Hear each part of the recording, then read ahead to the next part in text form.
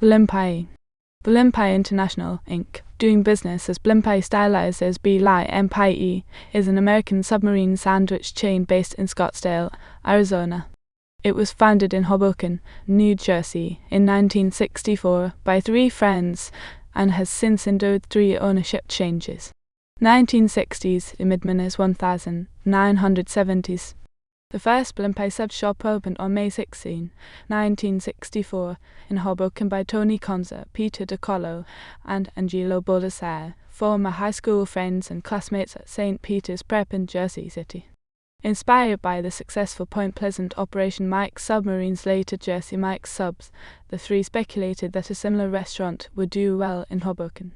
The store's name came about because Tony Conza preferred not to call the sandwiches subs, which he felt sounded like a greasy spoon.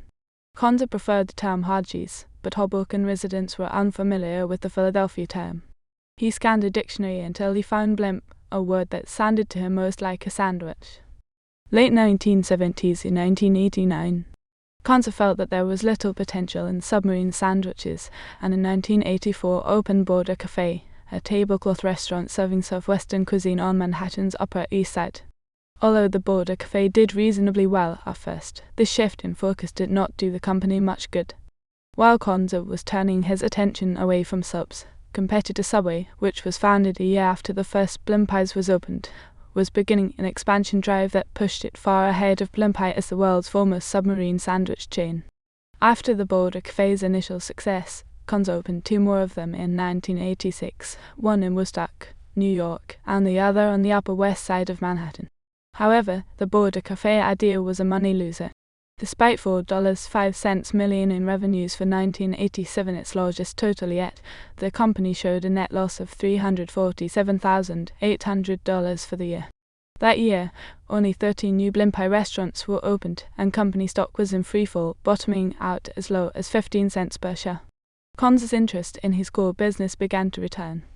Over the next couple of years, Atlanta became the company's biggest target for new Blimpie's franchises. In 1987, the company celebrated the opening of the 50th Blimpie store in the Atlanta area by giving away 25,000 free sandwiches to customers there. Blimpie launched a quality control program aimed at cleaning up its 140 New York restaurants, which had long been subpar. In 1989, Blimpie began testing a new low-calorie menu. 1990 present. By the beginning of 1992, there were Blimpie restaurants in 27 states. That year, the chain passed the 500-unit mark and the company changed its name to Blimpie International, Inc. In the spring of 1993, Blimpie began trading its stock on the Nasdaq exchange. Around that time, the company began to more aggressively advertise than it had in the past, doubling its marketing budget to about $2 million per year. A new advertising campaign was launched, including television, radio, print, and point of purchase. This campaign marked the introduction of the chain's new tagline, "Simply Blimpie for fresh sliced subs." Some television spots featured people on the street struggling to repeat the tongue-twisting phrase, "Simply Blimpie." Blimpie system sales reached $132 million by 1993, and Blimpie International earned $1 million on $12 million in revenue. By autumn of that year, the chain had 670 outlets. Improved marketing support from the parent company reduced the rate of franchise failures from 10% to 3%. In some cases, such as in the Chicago market, Conza allowed franchisees to divert their 6% annual franchise fee to advertising. As the 1990s continued, Blimpie devised a new concept that aimed to grow the company even more.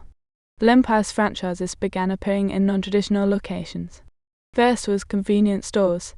As convenience store proprietors began to seek ways to compensate for declining cigarette sales, they turned to fast food. Blimpie's was appealing for many, mainly for two reasons. A real kitchen was not required, and startup costs were relatively low, as little as $35,000 compared with other fast food operations. Among the early non-traditional sites for Blimpie's outlets were the Des Moines, Iowa-based Come and Go convenience store chain, Texaco Food Marts in Mississippi, and the food court at the University of Texas. Blimpie's also became part of the first Home Depot Superstore restaurant section, located in Atlanta. In 1994, the company launched several new concepts to further its drive for non-traditional venues. The Blimpie kiosk was a movable, condensed restaurant that could fit into a 100 sqft area. The kiosk, which could serve 4 types of sandwiches, drinks, and side orders, was designed for use at stadiums, fairs, and other events. Other new concepts included a special refrigerated case for convenience stores in an expanding market, and the Blimpie Bakery, offering a variety of baked goods aimed at boosting early morning business. Blimpie reached 2 major milestones in 1995. One was that the chain passed the 1,000 outlet mark that year. Blimpie International opened its first international location in Stockholm, Sweden. With the opening of new outlets in the US slowing and with overseas growth occurring at a slow pace, there were only 61 overseas locations in 15 countries by 2001.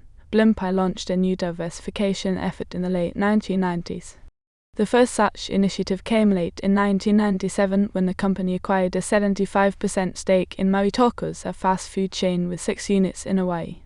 This concept featured traditional quick-service Mexican food, such as burritos, tacos, and quesadillas, but with a Hawaiian twist, such as meat marinated in pineapple, lime, and other Hawaiian flavorings. Under Blimpie's majority ownership, Maui Tacos was soon introduced to the mainland, and by 2001 there were 15 units in 9 states and the District of Columbia. After almost 2 years of enhanced development, Blimpie launched Pasta Central in 1999. Unlike Maui Tacos, Pasta Central was not a standalone concept but was created as a co-branding vehicle, coupled with Blimpie subs and salad. Co-branding emerged as a growth vehicle in the late 1990s and involved the placement of 2 or more restaurant brands within a single unit. However, net income fell steadily throughout the second half of the 1990s. A main factor in this decline was that the sub-franchisor rights to the Blimpie subs chain had largely been sold by the mid-1990s, thus bringing a halt to what had been a steady stream of income, and by the turn of the 2000s, Blimpie International was struggling. As Blimpie's struggles continued, investors showed little interest in the company, and the price of the company's stock sagged. Seeing little benefit in being a publicly traded firm, Blimpie joined the growing ranks of restaurant companies fleeing the public market. In October 2001, a private investor group led by Jeffrey Kelvin, Endevelt, owner of the 44-unit Blimpie of California sub-franchise, agreed to buy Blimpie International for $25.07 million. The transaction was completed in January 2002, whereupon Endevelt took over as chairman, president, and chief executive officer, and Konza, a partner in the investor group, remained in an advisory capacity. In 2006, Kahala Corporation acquired Blimpie, and it became the 10th brand franchised by the franchisor. By 2011, the number of Blimpie locations had fallen to 739 stores, and revenue was down to just over $110 million. In 2016, Anti-Y Food Group Inc. struck a deal valued at more than $300 million to acquire Arizona-based Kahala Brands Limited and its 2,900 locations in 25 countries.